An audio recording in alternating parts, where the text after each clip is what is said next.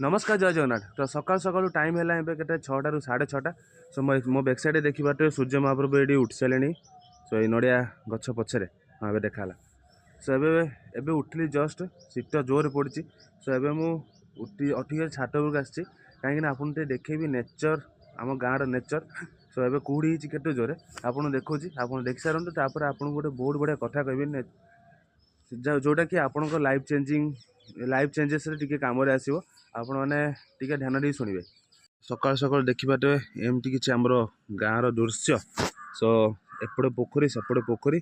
सो सेटा हूँ टोटाल नड़िया बारी खाली नड़िया गछ सेपटे आउ देखते एटे सुंदर देखा आम नेचर। सो देखते सूर्य महाप्रभु आपको दर्शन कर दूसरी आपटे नेचरटा केते भल देखा गाँ माने सहर ठार गाँ नेचर निश्चित भाव भल थाए। सो एक कथारू तो कौन शिखिले। सो देखला तो नेचर के सुंदर देखा। सो नेचर रु कहार मानटा है नेचर जदि आम एटे फ्रेंडली हो पार्टी आम सहित एटे फ्रेंडली मिसी पार्टी आम मनीष गढ़ा नेचर रु। सो यही नेचर रु परिवेश आम मनीष गढ़ा ताले आम कहीं नेचर सहित एटे फ्रेंडली मिस पारानी लोक मान सहित कहीं एटे फ्रेंडली मिस पारानी। जो लोक आपन को एटे सम्मान रोचे एटे भल पाइबा रोचे जो लोक आप सहित एटे भलसे कथा होची ताले आपन ता सहित कहीं एटे खराब बिहेवियर कर गोटे लोक अच्छा।